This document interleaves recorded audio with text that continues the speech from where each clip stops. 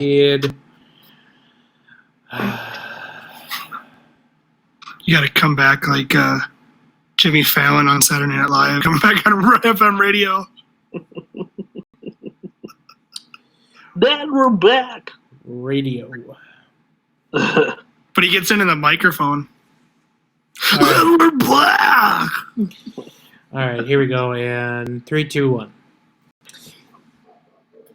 And we try again in 3, 2, 1. Hey, we're back. Hey. Yeah, the internet crashed while we were midstream, if you can't tell. Cool. So yeah, we're back recording. We left off at number 7 on our list with Mikhail Granlund. Ben, what's at number 6? So number 6, I have one Ryan Suter. Obviously not going to pull in the points numbers that the other forwards are going to get, but I think it's fair to say he's the best defenseman in Wild history at this point. Obviously, Jared Spurgeon is a phenomenal defenseman. I'm not taking anything away from him, but Suter is somebody who, also not to mention, aside from being a great all-star caliber defenseman, really kind of changed the game a little bit for the Wild when him and Zach Parise signed here together in 2012. So I have Ryan Suter at number 6. Maybe a controversial decision. Maybe it's controversial that he's the only defenseman that I have on the list. Spoiler alert. So I don't know what you guys think of that, but 600 games for Suter, 52 goals, 298 assists for 350 points. So what do you guys think of Suter at number 6? Giles? That's hard to argue. I guess I'd have to see what's coming ahead, but I figured he'd probably be the top defenseman on the list. I also guess there would have been more than one defenseman on the list. Figuring Jared Spurgeon's large quality body of work would have somehow worked its way into the top 10, but I guess the committee overlooked him. Like he always gets overlooked. Right. That's like Jared Spurgeon in a nutshell. I originally thought, okay, yeah, Ryan Suter at 6, fair. You could have him in anywhere between I think 6 to 4, kind of in that range. I think that's fair enough. I certainly think that he doesn't get enough of the love that he probably deserves. Sure. Because this narrative that's going around about him having control over certain aspects and stuff, which is so ridiculous. It's ridiculous. And so I think people would probably find it controversial that you put him there so high and as the only defenseman, but I'm okay with him at 6. I could see him going a little bit higher, but judging by what you got here for other skaters as well, I think that 6 is probably okay. Yeah. Just out of curiosity, so I don't know how either of you feel about this, but if I were to sneak Jared Spurgeon into the top 10, who of 7 through 10 would have you booted for him? I mean, Brunette was number 10. I don't know. Would you have booted Brunette or would you have him higher? Would you boot PMB? Stahl, Granlund? No, not Granlund. Just curious. I'm honestly just curious. I'm not busting your guys' balls here. I'd probably do Brunette, take him off just because that gap in the field probably does it for me. But he has a very, very great body of work anyway. Right. Mm-hmm. Yeah, and there's going to be issues with the list. This is just a list that I made kind of. Honestly, the only analysis I did was sorting points by games played. And I didn't obviously flow it 1 through 10 on that either. I kind of moved some guys around based on, just kind of a general feeling on things. Yeah. And, time was part of it, but, also just contributions across the board. And, in Martin Havlat's case, general likability, I guess. But anyway, so maybe one of the more controversial picks here At number 5, I'll just kind of move us ahead here. The smallest sample size, smallish sample size, but I put him on this list. I was going to make him an honorable mention. This is the change I made last second, but I bumped him all the way up because his points per game is that great, literally second in Wild history. And he didn't play very long here, but I have incredibly fond memories of him playing for the Minnesota Wild, and he was incredibly productive, obviously, when he was here. Rest in peace, the great Pavel Demitra. Ooh. 139 games, the Wild, 40 goals, 78 assists, 118 points. Like I said, not a huge body of work. He only played here for 2 years, which is kind of surprising because it felt like longer. But the reason why I have him on here, like I said, points per game was second in all-time history. And watching him and Marian Gaborik play together was one of the most fun things I think I've ever experienced as a Wild fan. Like that, those two playing together was just pure, unadulterated fun for watching a hockey team. And you mentioned PMB and Ralston before as a great combo in Wild history.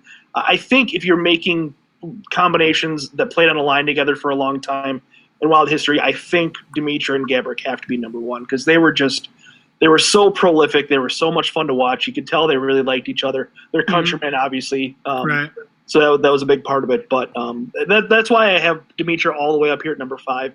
I almost made him an honorable mention just because he only played here 2 years. But his production during those 2 years was just too good to ignore for me. Do you remember when they had Demitra and Gaborik, and there was talk about trying to get Marian Hossa? I do vaguely remember that. Yeah. And we ended up with Branko Radojic. The worst kind of bait and switch. The old radio that Jacques Lemaire used to call him. Oh man.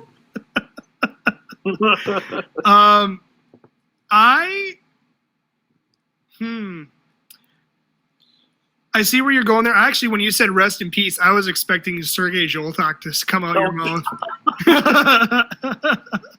That's just sad. In many ways. Yeah, you went a little bit off the board with that at number 5. I don't know about number 5. I could have heard a little bit more argument into like the 9 to 10 area. Sure. But 5 is too rich for my blood. And that's fair. The way that I thought of it was that, okay, so he only did spend 2 seasons here. But like I said, insanely productive. And when I look back at his career with the Wild, did I look at it more fondly than I did Mikael Granlund's time with the Wild, which I do. Eric Stahl's time with the Wild, which I do. And maybe this is just some, like, nostalgia bias, I guess, is a way to put it. But I think that during his time here, and again, this sample size is small, but during his time here, he was incredibly prolific. I mean, he was, like I said, second all time. And so, I think I certainly will hear any arguments that he should be 9 or 10. I would agree with that. It's not outlandish, but I had him at 5 because I thought that he was a hell of a lot of fun to watch. I agree. He was definitely fun to watch. Rest in peace, the old aircraft thing. Yeah, the locomotive. Yeah. I would agree with Giles here. 5 seems a little steep, but I see what you're going with. And so another argument that I have for Demitra being here at 5 segues into my number 4 pick. My number 4 is Brian Ralston. There you go. Who, again, didn't spend a lot of time here, actually. Only 3 seasons, 241 games, 96 goals, 106 assists, 202 points. So honestly, it was really Ralston that kind of drug Demitra up. And I'm like, well, how can I have Ralston in the top 5, which I think is kind of, you can't even really argue that. I think he's a top 5 Wild player, and most people would agree with that. Demitra actually scored at a higher clip and only spent 1 less season here. Granted, it was 100 less, almost 100, over 100 less games, but that was kind of my argument. So Ralston at number 4, I think that's, again, not a lot of time here, but again, Ralston was incredibly productive. He's just behind Demitra. He would be number 3 all time in points per games played, and he really is very memorable. Whether it be the slap shots from point blank range on shootouts and or breakaways, or like you said, the PMB connection that he had. I think Ralston's time here was incredibly memorable, and honestly, I was very shocked to see that it was only 3 seasons because it felt like he was here for a decade. Yeah, didn't he arrive shortly after the lockout lost season? There wasn't an 06 that he came over. He was signed before the lockout, oh, really? But then they lost a year. Yep. 06 to 08. And they didn't want to bring him in. I believe that they traded his rights that summer before his free agency year to like Tampa or something like that. Yeah. They didn't want to negotiate anymore, so they just said, whatever. Yeah, he was a treat to watch on the ice on this team. One of the most wicked slap shots I think we've seen on this team, and that's saying something because we've got like Eric Zhidlitsky who had a slap shot. We've got Matt Dumba who's got a slap shot. Cam Parker. Oh, come on. No, but honestly, Curtis Foster. Yeah, Curtis Foster had a howitzer. That was pretty much all he had, but he had a howitzer. He was great until he just destroyed his leg. Oh, yeah. God, that was gross. That was almost like a Joe Theismann thing. Yeah. I one time referenced Curtis Foster so when I was working and during this time, my boss, they were all into like fantasy football and stuff like that, and they were talking about like Corin Robinson as K-Row. Sure. And they had like little goofy names. I one time referenced Curtis Foster as K-Fo. And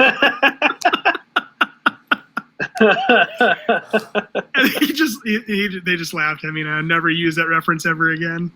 Yeah. Anything deriving from Corin Robinson, probably just not good. No. Not good at all. Stay away. Yeah. All right, Brian Ralston, I like him at number 4 there because you're right, he was short, but man, 202 points in 241 games, that's about as good as it gets. Pretty much. It's not Mario Lemieux, but he also wasn't Mario Lemieux. Right. What do you think of Ralston at 4, Giles? No, it's good. I made guesses of the top 4, and we quickly went into Ralston. He was at number 4. Can I guess the last 3? You don't have to tell me if you're right. Save the suspense. I just want it on the record before we go through. Yeah, sure. You can guess them. The order of them, obviously. I'm going to guess at 3 is Wes Walls, 2 Marian Gaborik, and 1 Koivu. Wes Walls. I hate to say it, Giles, he didn't make the cut. Sorry. It was that whole not sure if he was going to retire or not thing that really soured him on me. Wow. Yeah, he didn't make the cut, just like he didn't make the rest of that season because he quit on his team. Pretty much. Yeah. I'll see if I can find where he was on the points per. You didn't even get an honorable mention. Games list. What is this? Well, I cannot. Oh, there he is. He was 48th in points per games played. Not bad. For a defensive center. Right. True. It's a fair point. All right. So on to the real number 3. And a guy who is controversially follows his name no matter where he goes with Minnesota sports lore, unfortunately. Some folks will be upset that he's not higher. Some folks will be upset that he's on the list at all. Some folks probably just want him dead. Mikko Koivu in at number 3. What? Strip the 3! Strip the 3! And honestly, is he a top 3 talented player to ever play for the Wild? No.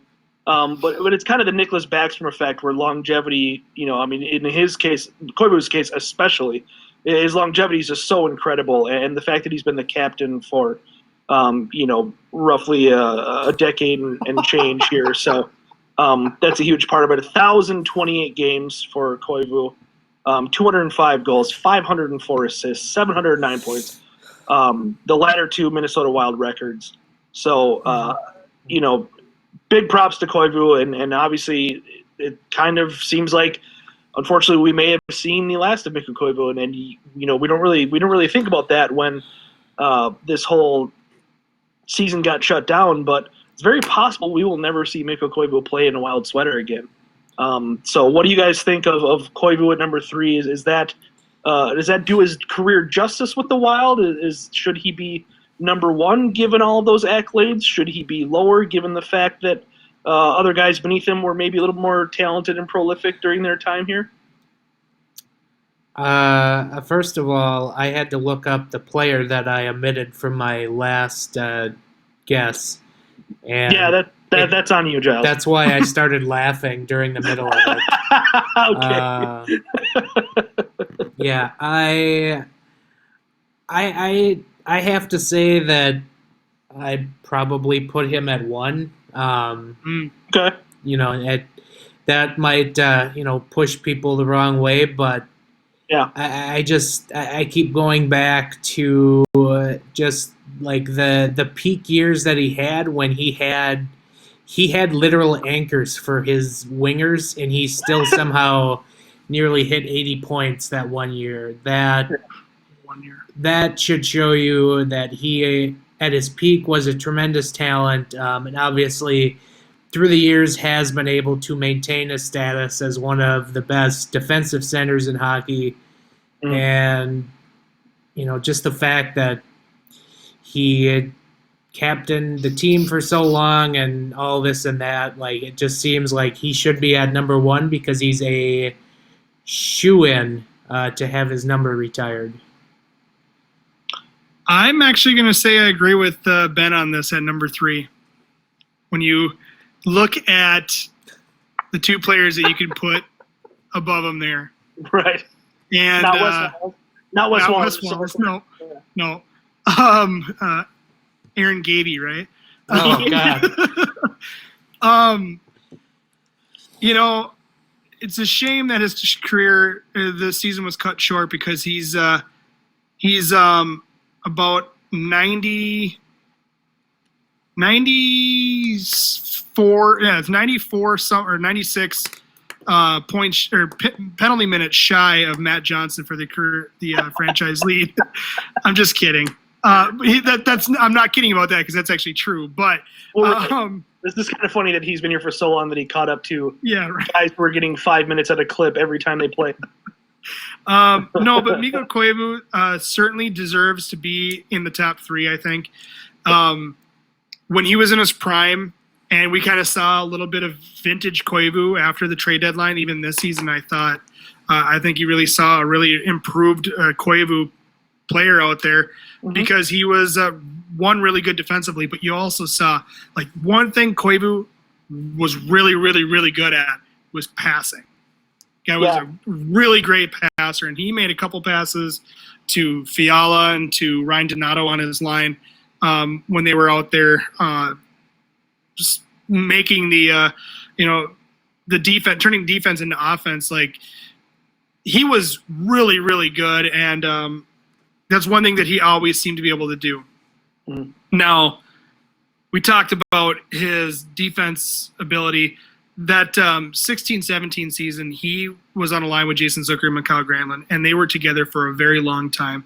They were also deployed one of the most heavily defensive in terms of zone starts. And we never really looked at like quality of competition or anything like that, but he had a lot of defensive zone starts. And if you look at like his possession metrics, like, your core season Fenwicks and stuff like that, he was well over 50%. That line was really good. That was Jason Zucker coming out, that was Mikhail Granlund scoring 69 points that year. And nice. Exactly. And Mikko Koivu was certainly the driver on that for both of those players because he used to play with the player that had speed and Marion Gabrick like Jason Zucker did. He also could play a little more defensively because he had a guy on his wing like Mikhail Granlund who can make plays, and really Koivu just kind of had to be there. And I know plus minus isn't one of those things that we look at, but they were one of the top lines in plus minus that season too. And yeah, granted, like Dubnyk was on fire that year, so you're not going to get a ton of minuses there, but that just goes to show, like, with all of the things counting against them in terms of like zone starts and picking up, a lot of defensive and penalty kill and things like that. Koivu was driving and turning a lot of that defense into offense, and it was doing it consistently. So he was, very, very, very good, and certainly probably should have won a Selke along the way, but here we are. Yeah, he really should have, and I'll hear arguments like Giles that he should be the top in Wild history, and I totally respect that kind of thought process. That's just not exactly how I put together the list, but if you want to put together a list like kind of with more total contributions in mind, Koivu was obviously first, and that's just kind of, I more or less ignored sample size. That's how I had Dimitri so high, Ralston obviously very high. But if you don't ignore sample size, if you take that longevity thing very seriously, nobody can touch Koivu really. Before we go on to number 2, we did have a listener's note from our YouTube stream from Tony Abbott. He says Koivu's number would actually be the second to be retired in team history. Yeah, Tony, we know. We are painfully aware.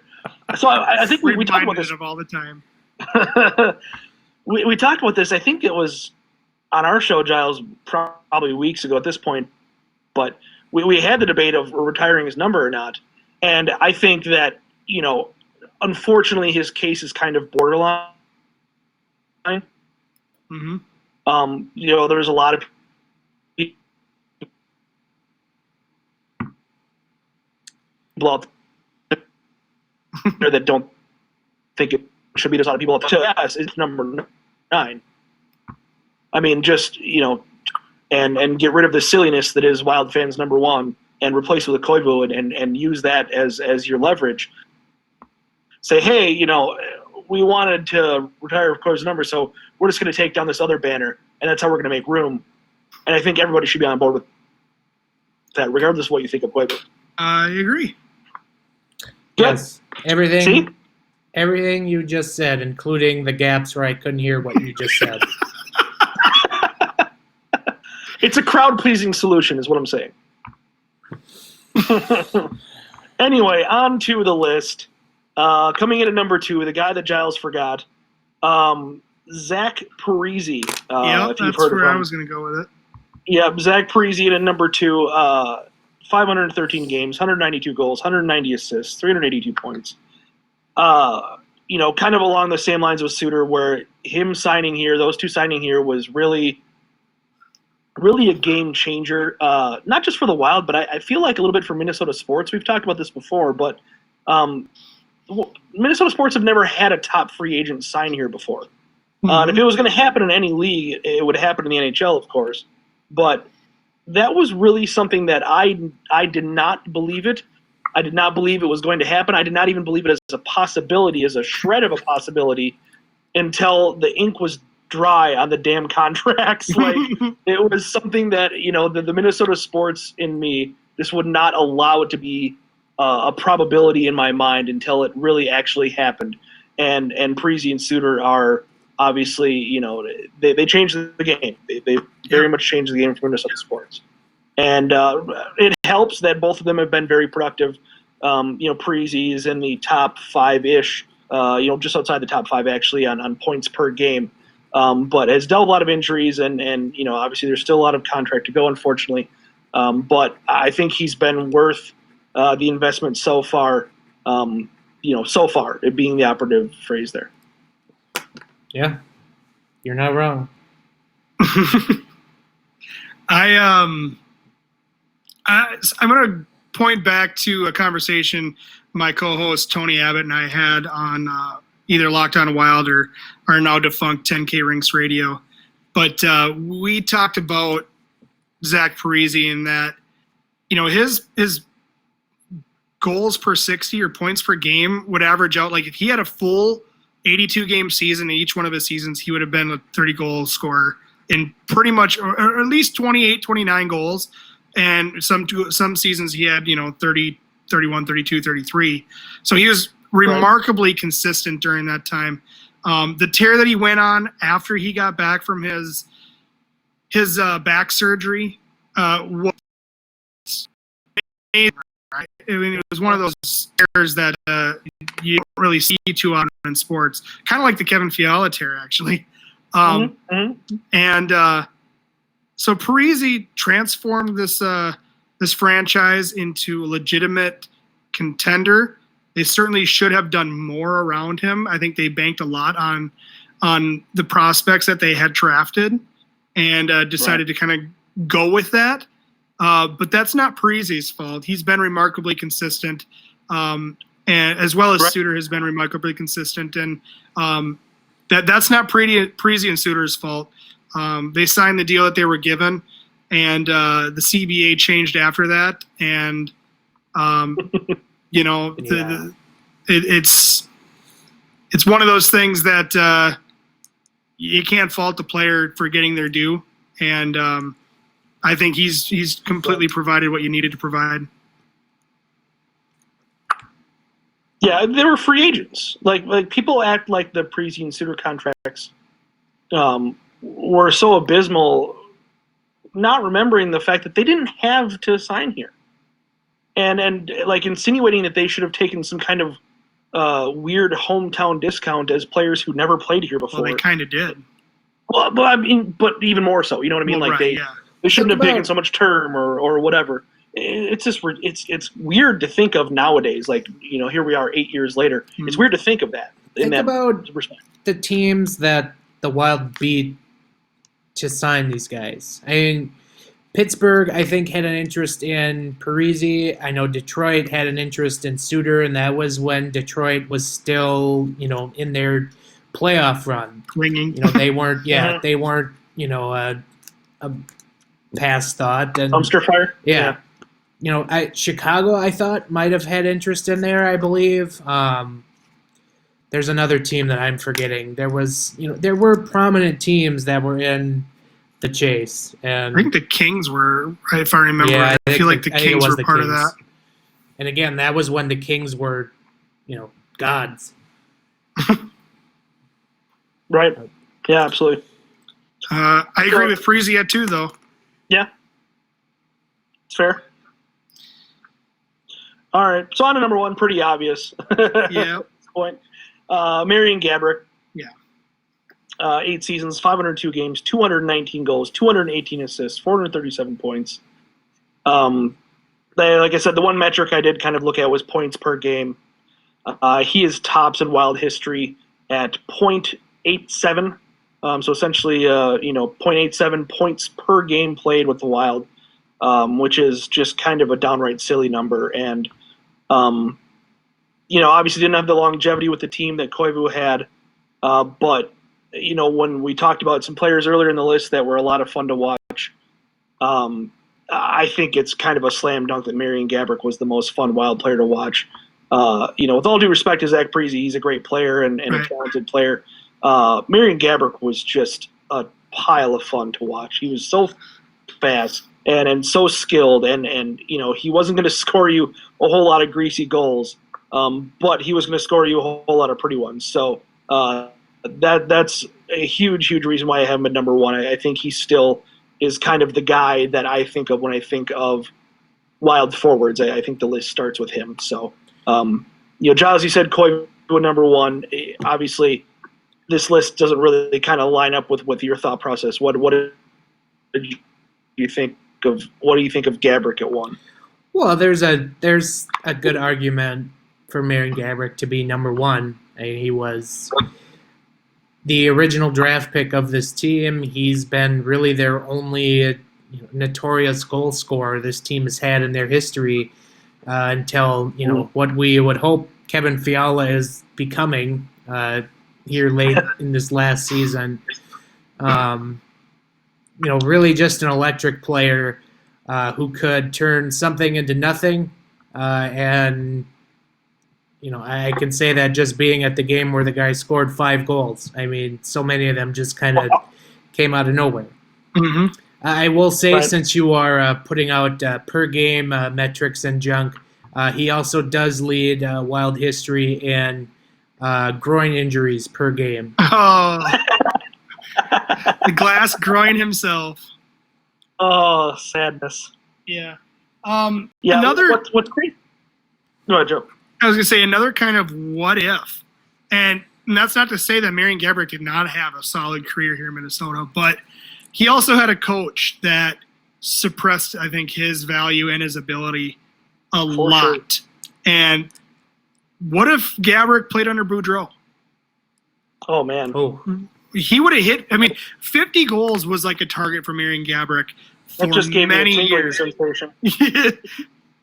Yeah, I think it shiver went up my spine.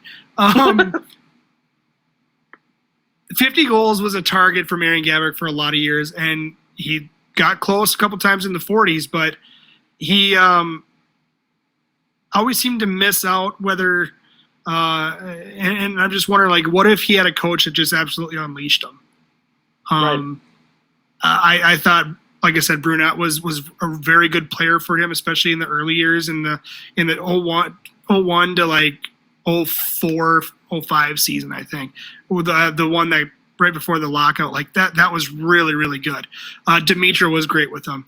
I thought that I think we all liked the character that Jacques Lemaire was, but he really did stifle like a lot of these guys' offensive production, and partly out of necessity, but at the same time, I think that's just because who he was. And like I said, what if Marian Gaborik had a coach that unleashed him, and some of the point per game numbers by season, even like Gaborik is just stupid good. Yeah, and imagine if he had missed, like Giles Ben with the groin. I mean, he missed so much time too. Like, it's wild to think of. How much more productive he could have been without Jacques Lemaire if he would have stayed healthy. Maybe perhaps some better teammates around him, or like a longer stay with Pavel Dimitra, perhaps. The one stat I'm looking at right now, he is 8th in Wild history in games played, and 1st in goals by 27. Not particularly close. Zach Parise is creeping up on him. Koivu is only 14, he's first by 14. And Koivu is creeping up on him. I don't know that Koivu is going to catch him at this point, especially. But Zach Parise is 27 goals behind Gaborik and has played in 9 more games. It just kind of goes to show him. And like we said, Zach Parise has been phenomenally productive, and certainly is a player that you can tip your cap to. But that's just how good Marian Gaborik was when he was healthy. Like you said, despite an incredibly defensive-minded system. And I think his stats probably get bogged down just at the time of when he came into the league. I mean, he was a draft pick in 2000, and this is really at the tail end of the dead puck era. And say he starts his career even just 5 or 6 years later, yeah. He probably does have a season where he does hit 50 goals. Oh, sure. Absolutely. Yeah, it's weird because I remember the first Wild game. It was at Anaheim, and they were in the dark-ass, green jerseys. And I remember hearing I remember Marian Gaborik scoring, I think, the first goal, and I remember like, who the hell is this kid? And they interviewed him, I think, during the intermission. Like, he couldn't speak a lick of English. 18-year-old kid from Trenton, Slovakia. Audio. And, and then you look back at when they had Mikko Koivu's 1,000th game celebration. I mean, there's Marian Gaborik, who speaks English actually really well.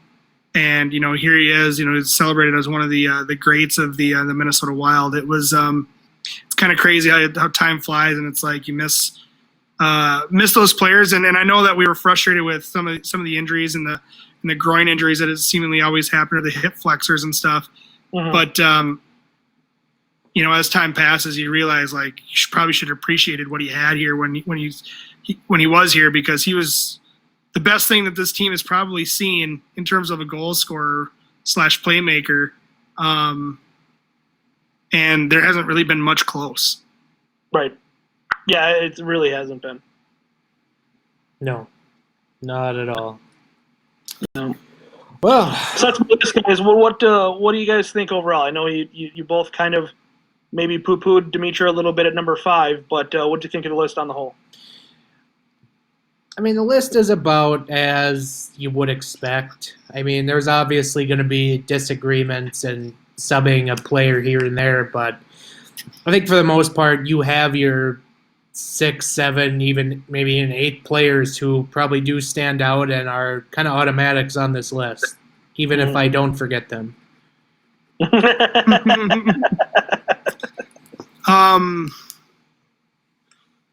I think a case could be made for Jared Spurgeon if you want to look at longevity. I mean, he has I think he's second on the team right now in games played. And he's, for a number of years, been one of the best two-way defensemen that this team has had in probably its history.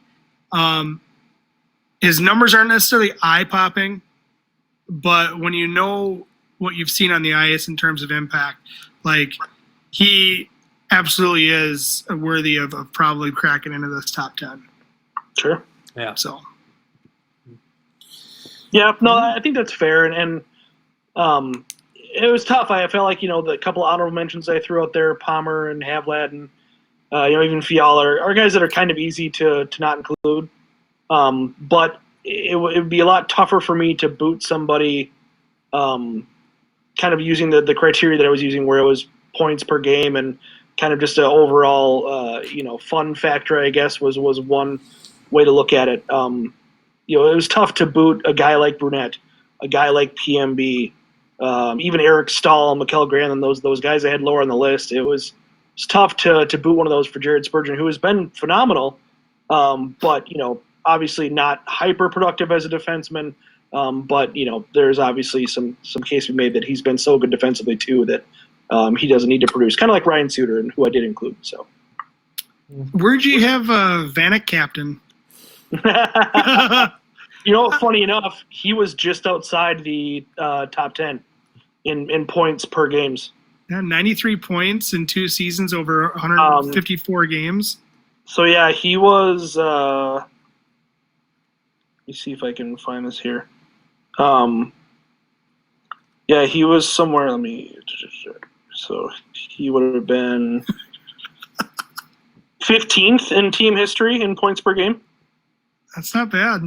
Yeah, it's crazy. Not bad. I mean, 2 seasons, and he was bought out on a 3-year contract, which don't even get me started. Are you gonna do a not top 10? Because there's a bunch of players like. Yep. Oh, you are? Absolutely. Okay. That's on the docket for next week, and your podcast partner Tony gets to sit in on that one. Ooh, fun. Because he's going to have a lot more fun with that, I feel like, than he would of the top 10. Yeah, because he's a fan. He likes. No, I know. Players. I think just knowing you guys, I think that the having fun with the nostalgia and having fun with. Remembering good players in Wild history is much more your jam, whereas crapping on bad players is much more Tony's jam. I'm curious where you put Sergei Krivokrasov. I haven't made the list yet, but yeah. I will definitely unearth some golden ones. I have to come up with some criteria for it because there's a lot of players who've been really bad but weren't here very long. So I got to kind of figure out. Exactly how I want to score that. So Bill McCall, remember that guy? Oh no, I don't. Yes. Wasn't he on the playoff team that went into the Western Conference Final? Yeah, I don't think he ever played in the playoffs. I remember that season he had like a hot start, and when I say hot start, I mean like 4 goals in like 5 or 6 games or something, and then he like never scored again. I think we need to pour one out for Stu Bickle. Oh God. Yeah, there's going to be some high scores yeah. on that list. Yeah, it's going to get gross. John Blum was a player that I just remember like that was my hill that I was dying on. Like when he played, he turned the Wild defenseman into a much more mobile defensive core. Like he still wasn't like great, but he was better than what they were trawling out there on the third pairing, and Right. People were always like, "Why John Blum? Why do you care?" Well, here's my reasoning, because they made the team more mobile, and it was kind of a hill that I wasted a lot of ink on and was ready to die on for a player that played a lot more seasons in Europe than the NHL. So certainly have been wrong on certain things, but yeah, I'm looking forward to the not top 10, because that's man, there are some great names to go through here. Oh yeah, There are. we're gonna have some fun really, with that. All right. Yeah, that can probably do it for this show. Joe, where can people find you? Find me on Twitter at JoeBoo15, and also check out LockedOnWild.com. We are not what.com. Locked On Wild is our podcast, and we are a daily Wild podcast. And granted that there's not a whole lot of hockey going on right now, so we are going to go from 5 days down to 3 days. But normally in season, we're doing a daily half-hour show, so it's been a really fun format for us. With like breaking up the segments the way they are, and also we've had on some pretty great guests with like Jesse Pierce, who's been on. We had Evolving Wild on a couple times, and we're looking to have more. So Ben, we even had you on. Yeah. That's how desperate they are. Yeah, right. No, but definitely check out Locked On Wild. Follow us on Twitter at Locked On Wild.